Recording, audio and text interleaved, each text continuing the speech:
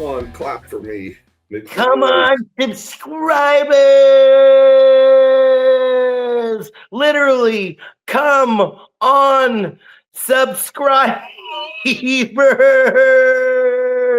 Let's go! And my favorite to you out there before we start, let me hear you! Welcome to the newest and the next and the best episode of the Going Over podcast. I haven't asked this in a while. Paul, what episode are we on? 156. 156.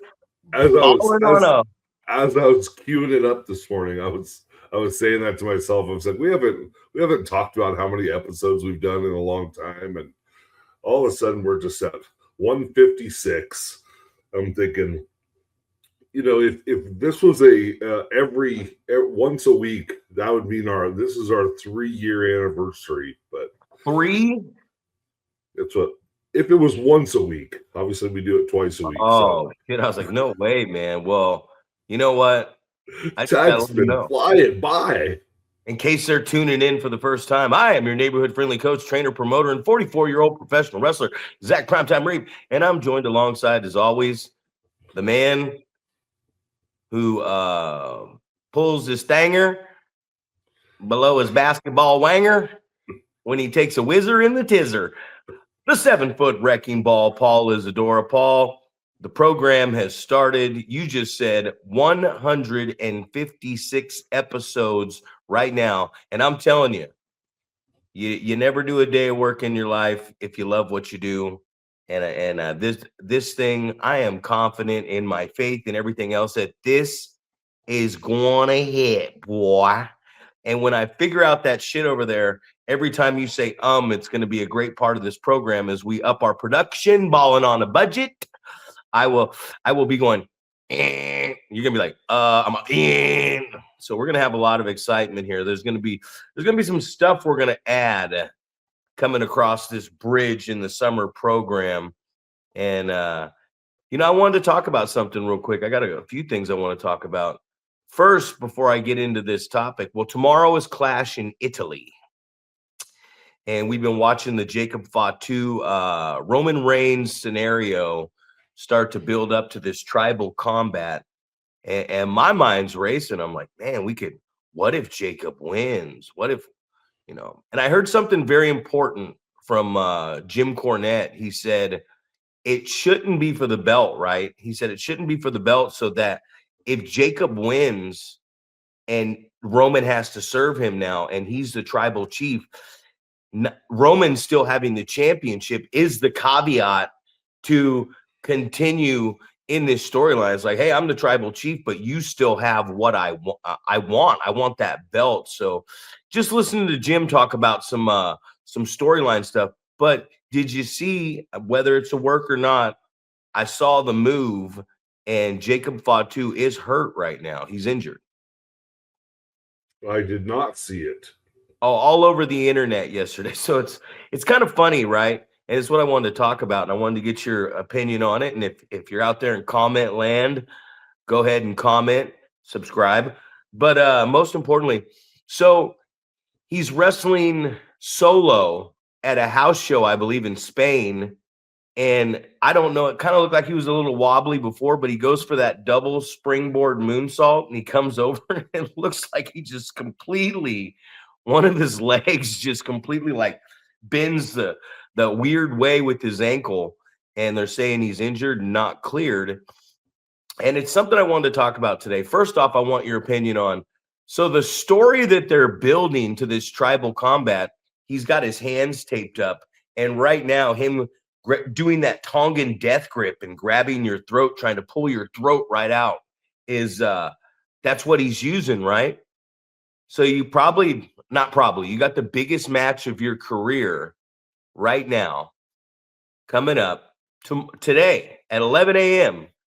and you're wrestling a house show. So you got your main event, the reason people want to tune in, and you have your guy in the main event that you're trying to push in this major storyline against your top guy for the last fucking 10 years. Why do a risky double springboard moonsault for your finish and smash your ankle when your story is that you're using the Tongan death grip? Well, you got a main event in a couple days where I don't know the booking, but you might become the tribal chief, man. You might go from the prison system drinking Hennessy and doing all kinds of other substance to now you're this big star on television. This is what's getting over. Why risk it by doing this and clearly getting injured?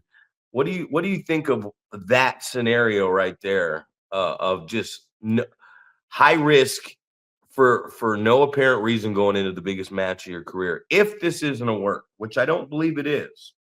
Well, I think you have the situation where you've done something 1,000 times and maybe you don't look at it as a risky maneuver, right? Maybe it's something that you hit every single time and you don't look at it as being dangerous. But, at the same time, everything that we do in the wrestling ring has some sort of built-in danger to it. You can get hurt on all types of things. I think about years ago, I tore my ACL, right? I was on the outside of the ring and I was catching Adam, right? He dove to the outside. This was the part of his career where he was working heel and he'd come out with his water bottle, right?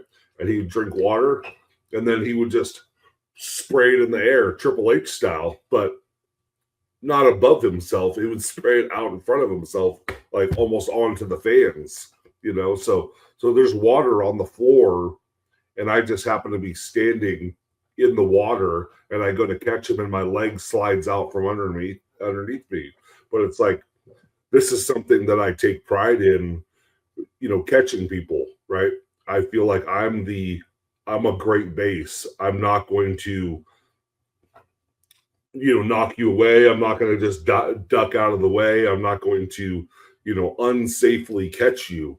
I'm going to go out of my way to make sure you are safely caught. So I feel like people, trust me in that aspect. So, it's one of those things where you go, I've done that 100 times, and this happened to be a time that, a circumstance happened. Maybe in this case, maybe the ropes are slippery or whatever, and something that he's done 1,000 times ends up being something that he gets hurt by. So, maybe in his mind, it's not something that's risky. It's just something that he normally does, a part of his regular moonset. But, but to your point, it's like you're trying to get this hold over. You don't need to go to these extremes to do moves like that and potentially get hurt. It's like, if we were afraid to get hurt on every situation that we did a move, we wouldn't wrestle as freely as we normally do. We wouldn't go out there and be entertaining and get the crowd behind us doing certain stuff, And I don't think that he's one of those guys that's taking unnecessary risks because it's a cool looking move, right? This is maybe it was something that he started doing to get noticed, but it's been something that I've seen him hit cleanly over and over and over. So you could look at it like the Brock Lesnar shooting star, right? It's like this guy's done this a whole bunch of times, but maybe the part of the match that you're in dictates that you don't do that because you're a little bit more gassed or whatever. So it's hard to say, man. It's hard to say, do you do something for fear of injury? Do you not do something? In this case, you're trying to push the Tongan death grip. So maybe you go that direction versus trying to do something risky. So I don't know the answer. It's 6 of one, half dozen of the other, whether you do it or not. Well, you sit there and I hear your point, and I'm going, okay, I see your point. I believe you keep saying it in your point is this is what we're getting over. I remember when I had a concussion and you were going to come in and choke slam me in Oroville, and I went out there and worked Matt Carlos and for the belt in the main event at the convention center for 25-30. And I wasn't worried about us protecting each other in the wrestling match. I knew I could get through that. It'd been a week, the weekend prior I got the concussion, but I remember telling you I don't want to take that choke slam. Just knock me out with a punch. I mean, a 7 foot, 300-pound guy punching me right here. Bring it. Because I would rather take this to the chin than this 10 feet up and come down on the mat and whack the back of my head. So for me as a performer, I always go back to situations like that and go, yeah, I could have took the choke slam. Maybe I could have been all right. Or maybe I easily rattle that concussion back up, because concussions are from the blows to the head. It's your head bouncing off. It's not this isn't the concussed area. Concussions don't happen from getting hit in the jaw. You get hit in the jaw or the temple, and then you fall to the ground and whack your head off the mat. So to me, I just feel like maybe he hit that move 100 times before, which he obviously has. But when you get into a situation where there's, negligence on the part of the booking to say, hey, this is our main event that we've been headlining Monday Night Raw for almost a month now, closing things out with these two guys. We just had these two guys wrestle in a main event for the championship. We've been putting this guy over. Maybe let's maybe not, because I don't think Roman Reigns worked that night. You know what I mean? So why put this motherfucker out there to work that night? And then this is what happened. And a lot of injuries, man. I was looking at the Vision, right? And it's like, so Austin Theory was injured. And then he came back from injury to join the Vision after the Seth Rollins things. But then, so Theory comes back off of injury. Seth Rollins gets injured. Theory joins. Then Braun Breaker gets injured going into WrestleMania. Then Bronson Reed gets injured going into WrestleMania. And now Logan Paul tears his tricep and he's out.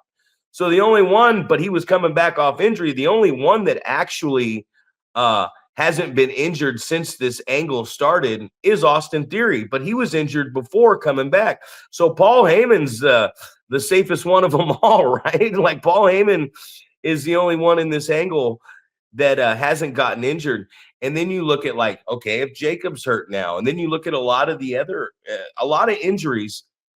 And I started thinking about it. I'm like, well, back when the schedule was more aggressive and you were not working all the time, it felt like a lot of guys weren't injured.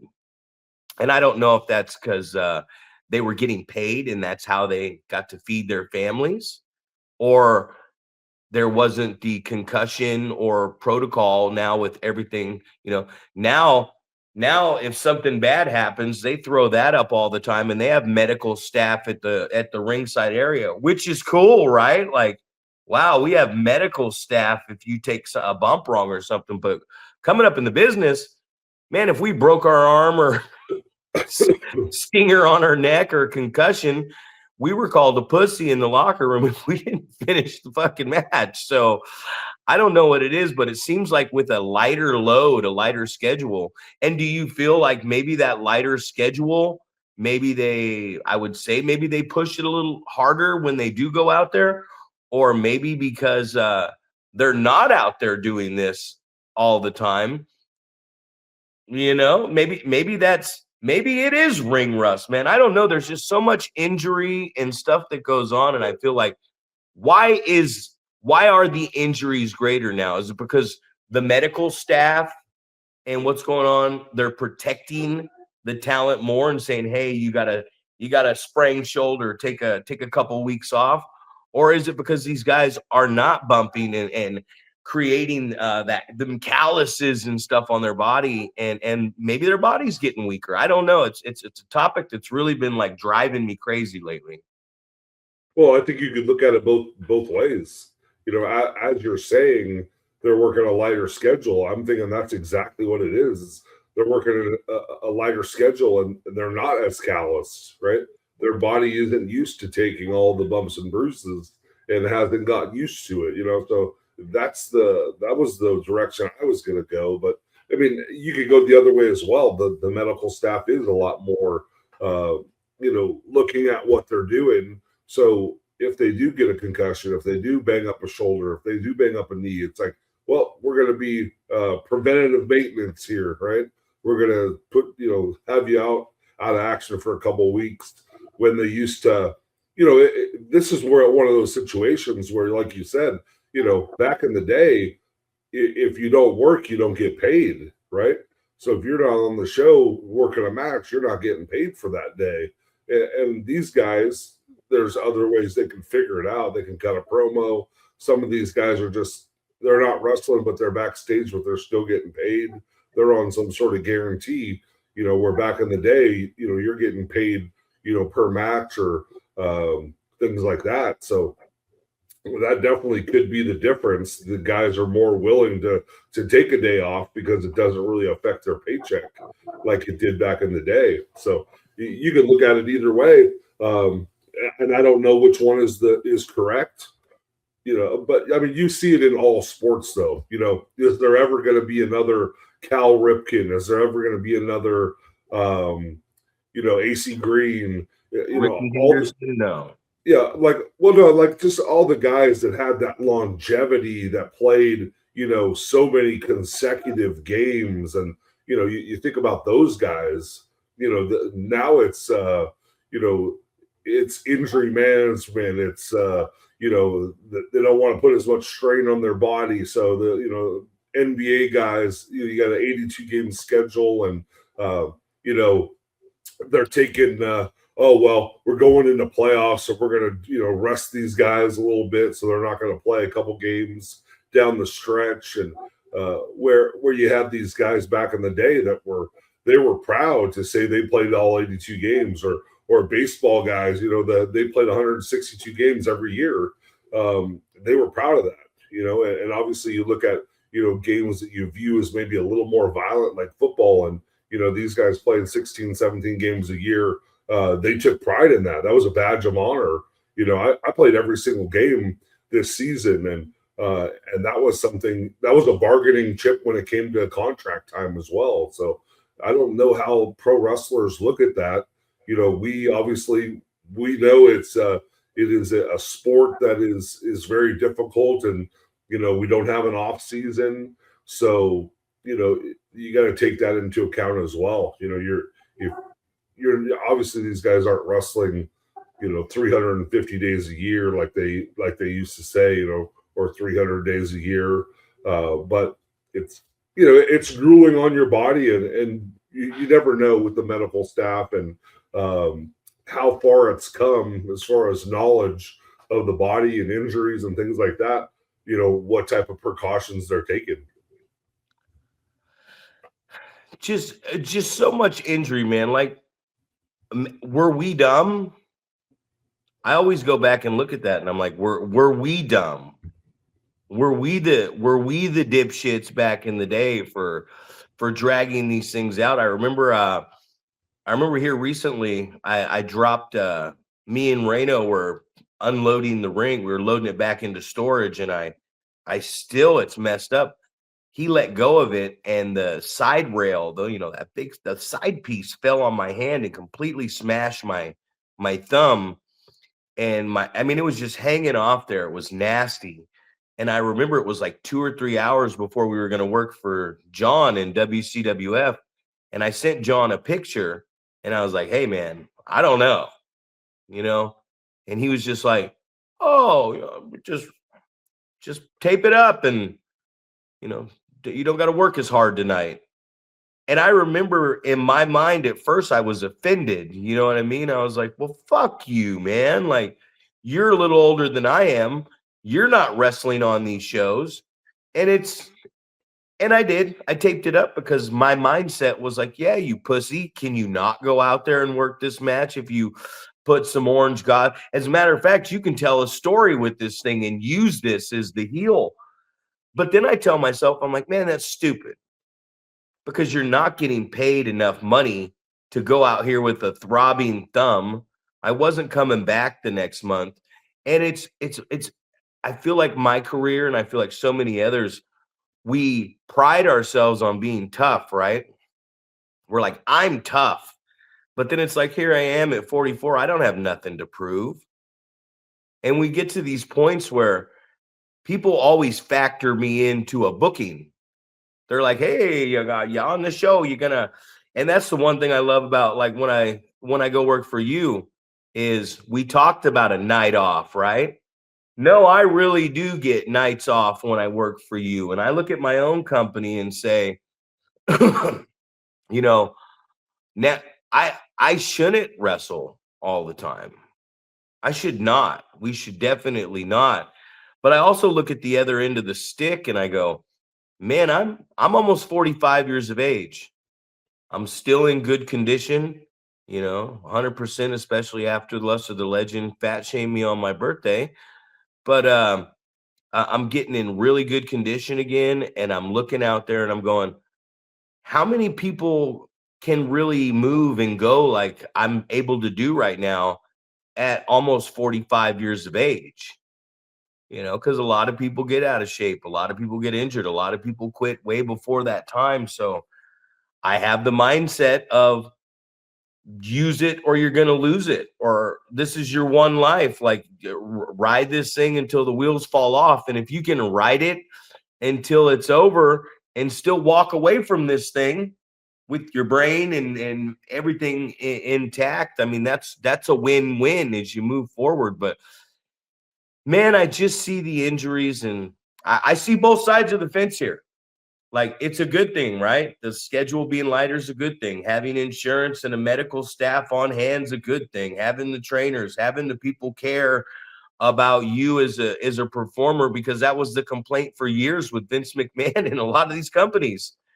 They use you up until you got nothing left, and then you're just gone, and the next one comes through. So I mean, it's a good thing, but we talked about the actual mental toughness now. It could be a bad thing. So I don't know, man, just a lot of injury going on. And I don't know if it's because the risk. I don't know if it's because they're not working as much. It's like playing baseball, playing basketball. Kobe Bryant sits out if Kobe's only playing once a week, even if he's practicing in a live game type situation, does he play as good? I don't know. Yeah, probably not. I mean, I think that getting the repetitions is how you kind of stay more sharp. So I can't imagine if you're taking days off that you're going to stay as sharp. Maybe you look at it as the longevity. You're keeping the wear and tear off your body, and and I can see that as well. But it's just one of those things. Like, you think about like Rock and Roll Express. Some of these older tag teams that are just hanging around, man, and you're going, how do they do it? And I think it's exactly that. It's because they're constantly in there. They're constantly, keeping the wheels oiled. They say, when you stop doing something is when you start to seize up a little bit. So, the motion is lotion, I think I've heard. So it's one of those things you have to look at it, one way or the other. You have to say, hey, if I keep doing this, I'm gonna keep being able to do this. And but I guess the other side of the fence, like you said, is you try to keep your body uninjured and stay as healthy as possible, and maybe that's going to help longevity. So I don't know if there's a definite answer. There's no fountain of youth type of situation with this. This is just you take care of your body the best you can. I think I heard someone talking about that Brock Lesnar right now with Obafemi is the same age as Hulk Hogan was when he wrestled The Rock. And you see, like, condition wise, Hogan was pretty beat up at that point.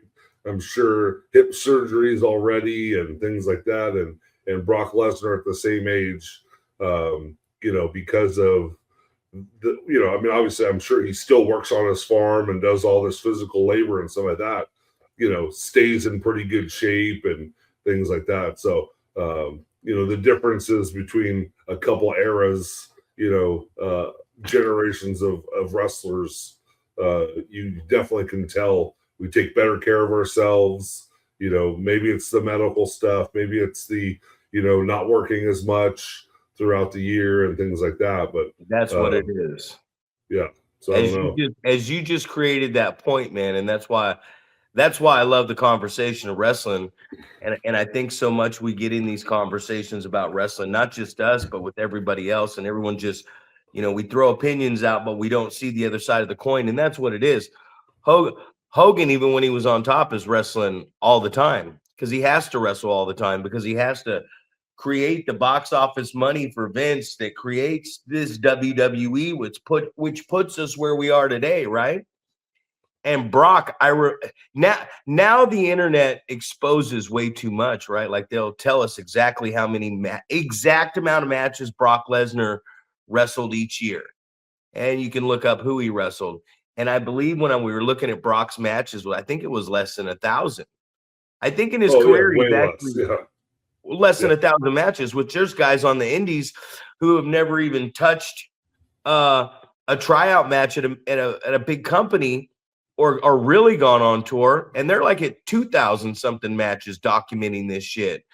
And I said it a million times before, and I think a lot of people looked at me and were like, It's like, it does not matter how many matches you wrestle. It matters the quality of match that you wrestle. You could wrestle 5 matches during the weekend, and I could wrestle 1 as a performer coming up. So if you're a new talent that's less than 5 years in the business or just flat out new on the card, you're going out there and wrestling you go out there and wrestle other students or other people on the same level as you and have 5 matches. You can wrestle Thursday, you can wrestle twice on Friday and twice on Saturday, and go to church on Sunday. And somebody else, a younger talent, Ethan Reno, could go wrestle a Boyce LeGrand 1 time that month. And he's going to gain more experience and learn more having that 1 quality match than somebody who's wrestling 4 or 5 a weekend. Heard that hard, crisp snap. And that's one of the other things that I've really noticed too is so when the guys are going to put wrestlers through the announce table, which they do every fucking show, nobody really gives too much of a shit. The fans really don't. There's like a little reaction. But when they lift the apron up and they drag out one of those fake Slim Jim tables, that building goes absolutely ape shit, man. And it's funny to me because it's like, one actually is more impactful, and they do it all the time, right? But it's like they pop for that folding table. They're conditioned to pop for that folding table, but they don't give too much of a shit about the old announce desk, which, that used to always be the joke every show was like the poor Mexican announce team. You know what I mean? They're going to get their table broken. Well, I'm going to say the same thing about the folding chair, right? So many people go, oh, it's the guy getting hit with the chair. It's like, yeah, that makes a good sound, but the anticipation when you take that the chair away from someone and you close it, it makes that big, the clanging sound. That's when the fans go, oh shit, I wonder what's gonna happen, right? It's the same type of thing, man. You pull that apron back, you start sliding that table out. People are like, the anticipation of what's going to happen right there, and that's what I always love about when you have these hardcore or stipulation type matches is, I feel like people, they go into these situations way too quickly, right? You dump out tacks in the ring and you immediately throw someone through them. You pull out a chair, you immediately hit someone with it. You pull the table out, you immediately throw someone through it. It's like, the anticipation is what you're looking for. You want the fans to see this item and go, man, I wonder what's going to happen. And then I feel like the best part of that is when they forget that item is somewhere and all of a sudden it just gets used out of nowhere. And the example that I use is, the setting up a table like diagonally off of the ring post, basically, which I'm thinking like, how the fuck are they going to use that table? Like, it's not set up for someone to go through it safely in my mind, right? And then I completely forget that it's there, and then somebody goes like they're going to go up for they're going to moonsault on the other guy, and the guy just comes and shoves them through from the ass, and they take a Beal bump through the table. So now I'm like, okay, that table is now set up properly because it's set up the long way, the way that you like to eat corn. So, and I knew you were coming with that. Fucking knew it. What a setup. But then they go through the table, and it's like the majority of their body gets to hit this table and break their fall a little bit. But you lose sight of that because so many people are, you don't have that creativity in your mind. You don't go, hey, I'm going to drag this thing out. I'm going to, suspend disbelief or whatever in this situation. And I'm going to let the fans forget about this thing. And then I'm going to go back and use it. But to your point, yeah, I think it is that anticipation. You throw the apron back, and then they're like, oh my God, what's underneath there, right? What are they going to get? Are they going to grab the slop bucket, or are they going to grab the folding chair, or are they going to grab a handful of Legos or gummy worms or something? So you just never know. That's always my favorite because everything goes under the ring, right? You're like, where do I put this? I'll shove it under the ring. Tell me what side it's on. We'll pull it out. Well, I mean, helmet to helmet contact in football, all these things. We came up in the era where it was okay to grab a folding chair and whack somebody right in the fucking head with it as hard as you can. Like, if you didn't take a good chair shot to the cranium coming up, you were just weak. You weren't the man. You weren't a man. Like, oh, you put your hands up to block the chair shot. Just eat that shit to your skull. And I can think of many times that I did eat that shit to the skull, and sometimes right to the face, man. I remember when that Jason X guy and APW just Barry Bonds me right in the face, and at the last second I threw my hand up, probably saving all my teeth and a broken nose.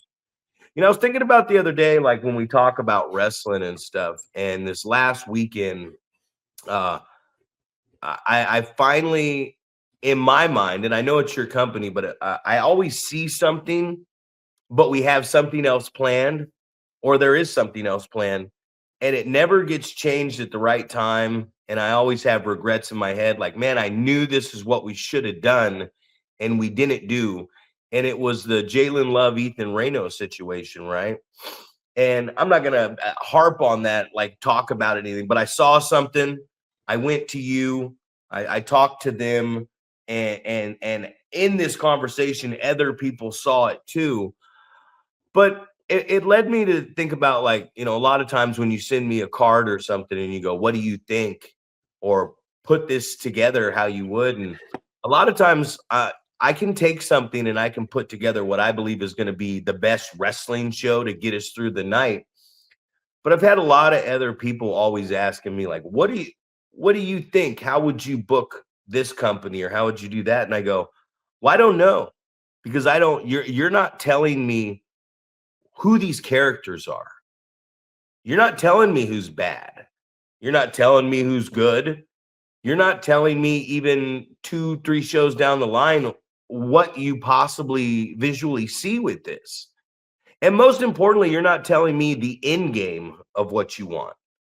So I as a guy trying to put something together creatively, looking at another company, one thing I'm noticing, whether it's WWE, whether it's AEW, whether it's just indie companies around here, and we talked about it before, we talked about a paragraph, we talked about a short story, we talked about an angle, or this guy's going to run in, so that's why this title, I cost you the title, and now this is why you're going to wrestle this guy next show. And I think it's really hard to understand what's really going on in wrestling because there is no story. And that's something that I harp on all the time. That's something I always talk about, is the story. And I always hear other people like, in the locker rooms, especially guys, maybe they've been wrestling less than me or somewhere, talk about the storyline. But I don't see much storyline going on. And I've really noticed that that's the lack of creativity in a lot of these companies, because you're not telling us who's good and who's bad. I don't know what this character is supposed to be. There's no depth to these characters. And I've really noticed, like, in that one move that we made, we now have, in your company, there's now what I called it was a bunch of just like cannon fodder, right? Like the middle of the card, besides the main story, there's nothing going on but wrestling matches. And I feel like, just I guess to the promoters out there and to everyone else, sit down, look at your students, look at your roster, and start to really think about these guys. Think about their mannerisms, their characters. I mean, you got them wrestling every fucking weekend, 4 to 5 different times. You know what I mean? At all these shows, I am looking around I look at Ugly Dojo. I look at the Next Level. I look at SPW. I look at all these companies, and I see all the clips on there. So I'm watching all this talent from the comfort of my own home every single weekend, just like I know you are. We're promoters, man. We're marks. We're watching this shit. So I see, because I talk to a lot of these guys, and I, in my own mind, have an idea of what I would do with these guys, or where I would go if I could get them on the consistent basis. We talked about Alex Ace. Man, I'd love to book that guy. But I would love to book him consistently, because I'm not going to bring him in and have him lose. That's just regarded. You know what I mean? The new word, regarded. But at the end of the day, I feel like we have to look at all this talent we got, and it's not just about go out there and wrestle every weekend. Jesus, man, come on. It's not about wrestling every weekend. We have to start teaching these guys about not just the promo, but the reason to talk and what you're saying, so that somebody else, if I cut a promo on you, or I talk, I should be hitting a talking point that makes it easy for you to respond to me. I shouldn't have to call you up, or you shouldn't have to get with somebody else and go, hey, man, this guy cut a promo on me. How do I respond to this? It's like, no, you shouldn't have to do that. It should be self-explanatory what you should say. You should know the length of time that it should take to cut the promo back, because that's what talking them into the building is. So as far as the promo and talking them into the building, as far as setting up the matches and building the proper talent so that the audience sees that this person is special. And here's one more thing, and I'll shut the fuck up. I say this in AA a lot. I'll get off of my spiritual soapbox, Paul. But I love it when Joe Rogan and UFC does this, and you can copy me out there if you'd like. If you're listening, go ahead and subscribe to the show as well. But I like the fact that a fighter will win a fight, and then Joe Rogan, which I think we should see more of this in wrestling, will come in the ring to a new talent or a guy who's picked up a couple of victories and say, hey, amazing tonight. You controlled the ground game.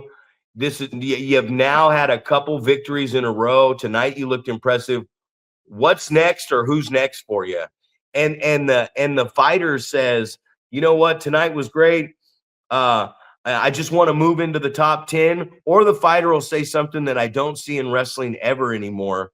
The fighter will say, you know, there's this guy who's been stringing up some victories too, and he's been sitting in that locker room, and he's got a little bit of confidence about him, and I've been hearing him tell people that he's the next one coming up. So I'm Ramon Corzine, and I've seen you in that locker room, Dickie Dakin, and you're running around talking about how you're the next guy coming up.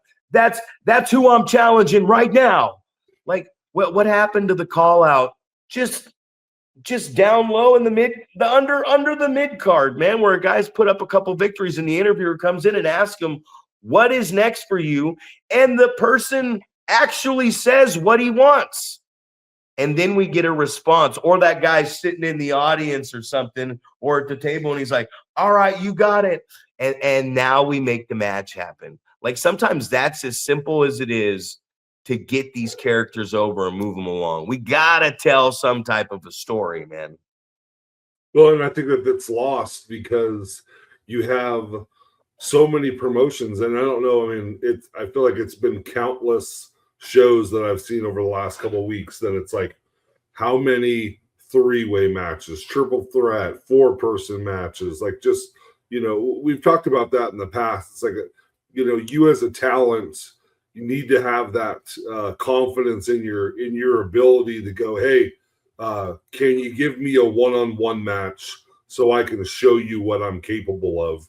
You talk about character and, you don't know what someone's character is. And it's like, because you're getting lost in these 3 people, 4 people, 5 people matches, scramble matches. It's like, how do you get your character over when there's 4 other guys in this match? It's so difficult to go, oh, this guy is obviously a bad guy, right?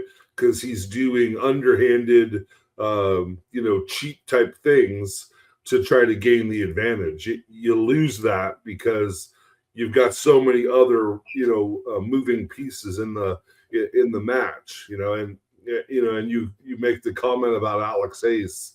Ironically, we just had him on. Like I'm watching, as we're trying to put up clips of these podcasts to give people a little tidbit of what's going on, and try to get them to subscribe and jump on board and start listening. I see the clips that we're putting up, and it's just a constant reminder of the subject matter that we talked about, which is exactly what you just said.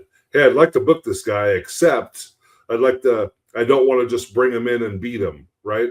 And I've seen it happen half a dozen shows in a row, right?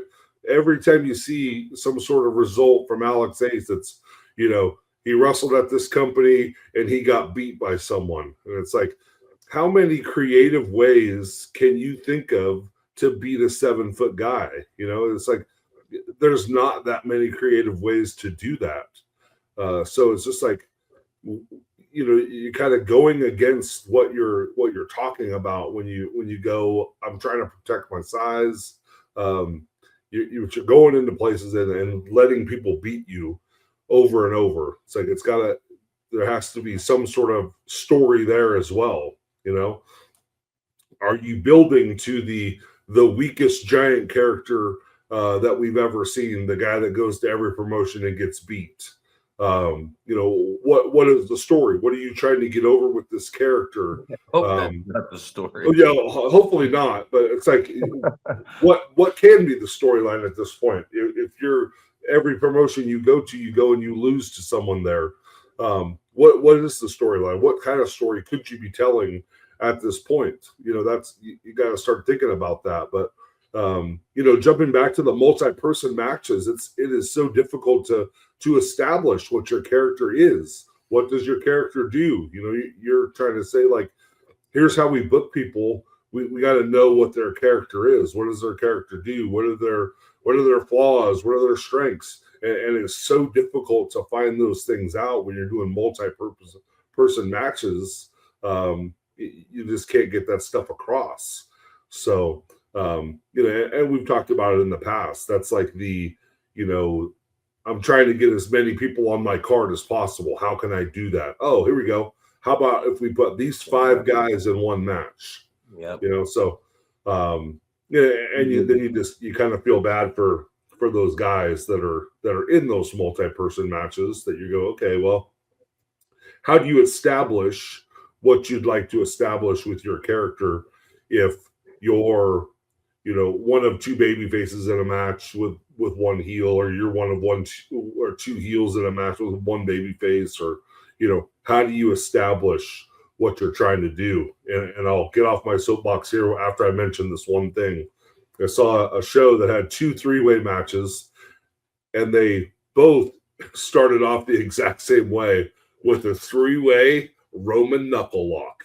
And I'm just like, what are we doing? Like, we're not watching the matches in front of us. We're not talking to the other people that have a similar match to us or the exact same match. I guess you're not going, hey, how are you guys going to start off your match? Because this is what we're thinking. There's no conversation going on, and we harp on that, and I think people just think we're talking just to talk, but it's like, this is very noticeable.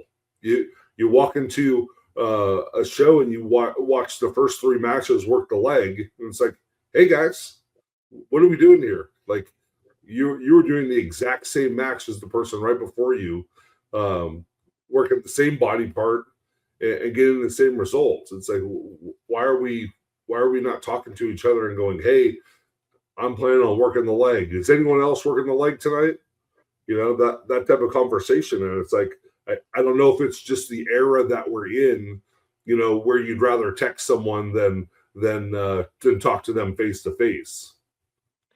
Hey, you go ahead and show me someone working the leg the right way, like they would in the heat, working the leg and the babyface selling, but the babyface also finding an escape to try to build himself back up to his feet to build the comeback. You go ahead and find me a match where the working the leg properly to the comeback while the guy's limping around is done.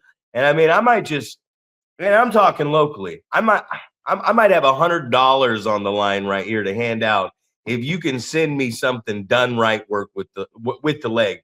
Below the waist, man, except for blowing somebody nowadays, and I don't even think that's properly done right. That's not happening.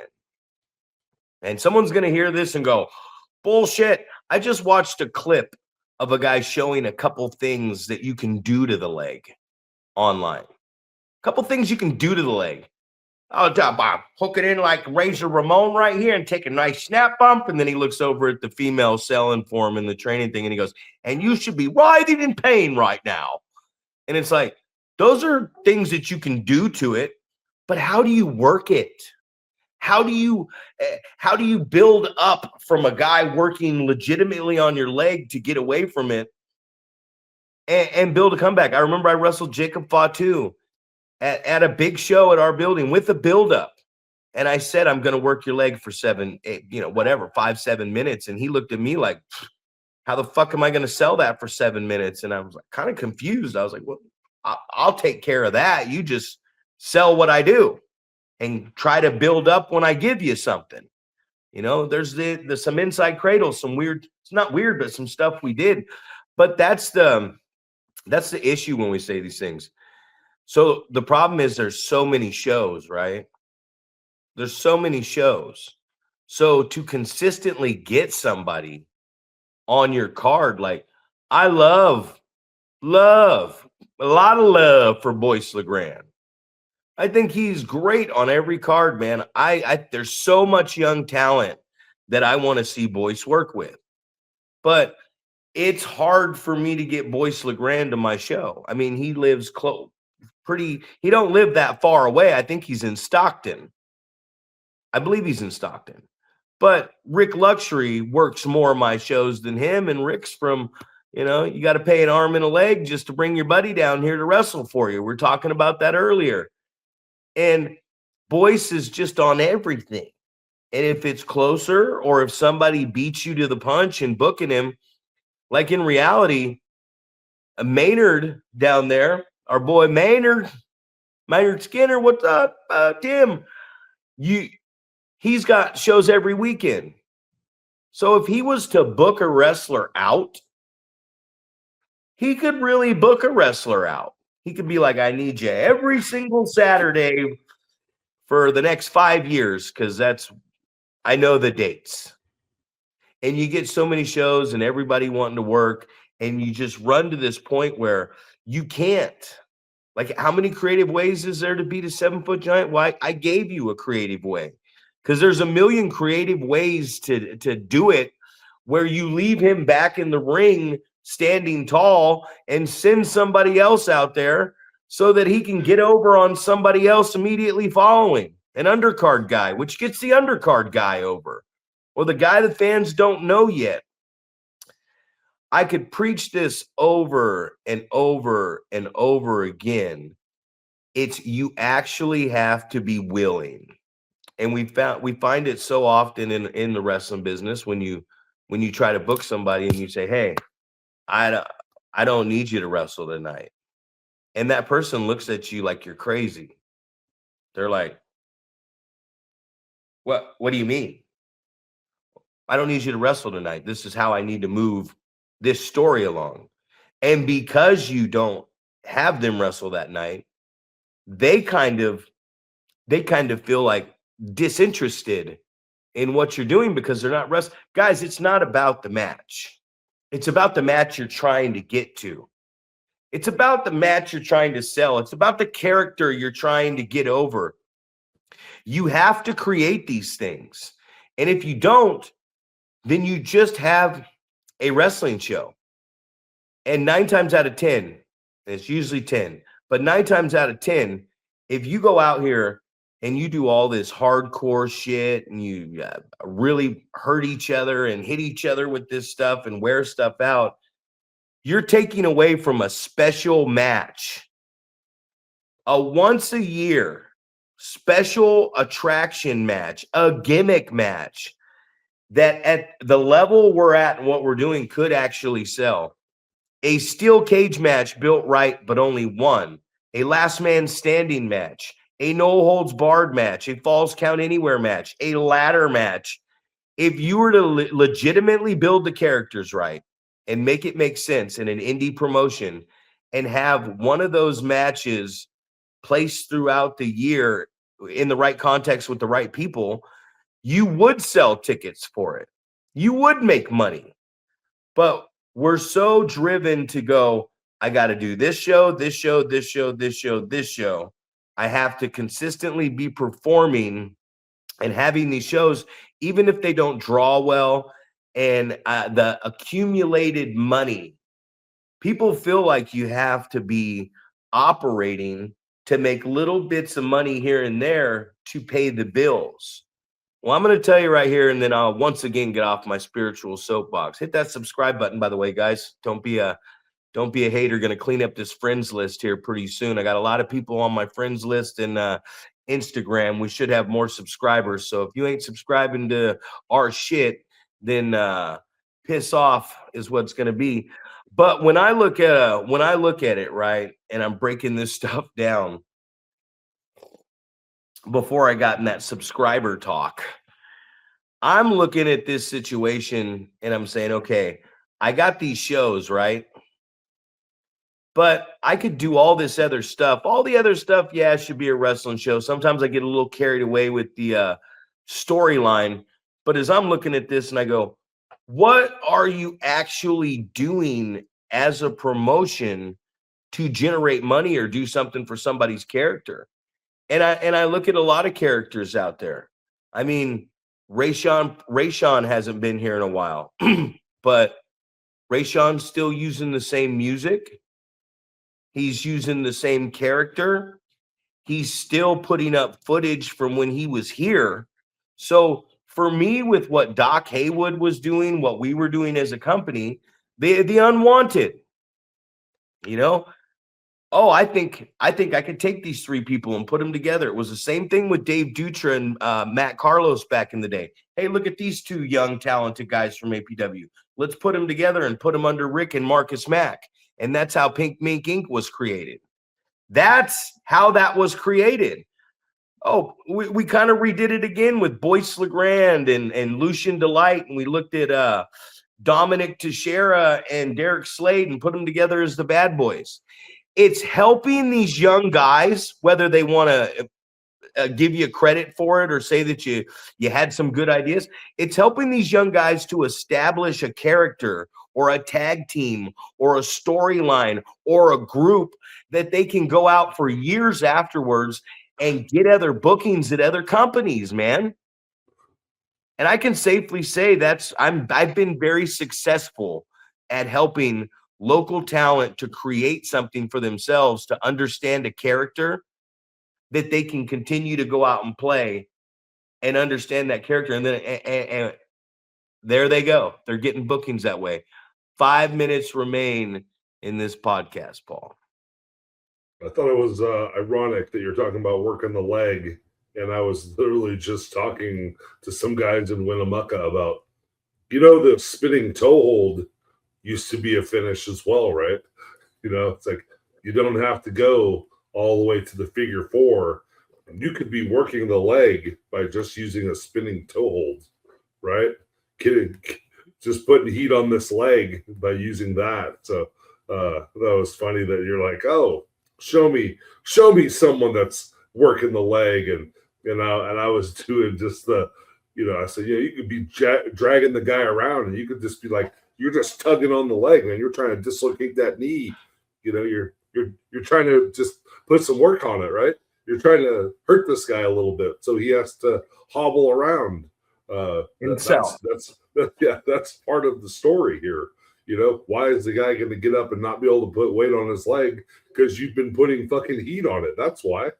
So I thought that's funny about the nobody can work from the waist down, but it's just people aren't willing to do that. You tell someone, hey, I want you to wrestle this guy for 4 or 5 minutes to start off the match before you get into throwing punches and stuff like that. Like let's start this off the way that wrestling is supposed to be with wrestling. Let's wrestle each other before we start throwing punches and forearms and stuff like that. It's like, but you have so many people that are, either they get impatient or they run out of stuff to do wrestling wise, that they start, I guess I got to throw a punch. Guess I got to shoot you off and hit you with the clothesline, right? It's like, you don't need to do that stuff if you just work on chain wrestling stuff. Don't get started on that. Oh yeah. Well, I know that's a touchy subject for you as well, but it's just one of those things. And I remember back in the day asking someone, how much chain wrestling do you do? And they told me something like, oh, well, that's not really part of my character. That I'll just substitute I don't know how to work in place of that's not part of my character. So it's at least know how to defend it, right? Because someone might actually try to wrestle you and break your body. Right. Exactly. Yeah. So it's unfortunate that's how it goes, man. We put too much emphasis on I gotta be able to do a Canadian destroyer, instead of let me see if I can figure out how to take a hammerlock and escape a hammerlock and reverse it and get into something else. Or work it as, can you chain wrestle with the struggle and the correct speed of this to believe it, and actually like I'm the good guy chain wrestling and I'm the bad guy like that? No, even if they chain wrestle, they don't know how to tell me who's good and bad during the chain wrestling. And come on now, man, to close this thing out, how many fucking morons have you wrestled that have been like, well, I guess I'll be attacking your leg tonight. Because you're a big guy. I'm going to chop you down like a tree. And it's like, what are you going to do? What would 99% of these guys do if they got you down on the mat with your leg? Nothing. They would do nothing. Absolutely jack shit. I'll throw any amount of goddamn money on the table right now. It's a challenge. Could you wrestle Big Paul and find a way out of the wrestling to take his leg out? And then if you did, could you keep him down to build him back up to his wobbly comeback? And my answer is simple, and it's no knock, man. It's just the fucking truth. Absolutely fucking not. Nobody, there might be a handful, and that's like being very generous. There might be a fucking handful that could actually tell you they're going to take your leg out and really put a whooping on it and build you coming back, and because they don't know how to do it. And I know they don't know how to do it because I watch these guys walk around and tie up with each other, man. And everyone wants to powder under the ropes, and nobody wants to stay in front of the guy and actually stay connected within an arm's reach and try to wrestle because they don't know how to do it because they don't do it. And that's okay because maybe they'll get there. You got anything in closing, big man?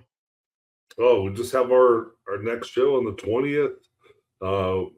Tryout before. We had a successful tryout at the last show. So a few new students as a result. So repeat of that next show here at 10 o'clock before the show.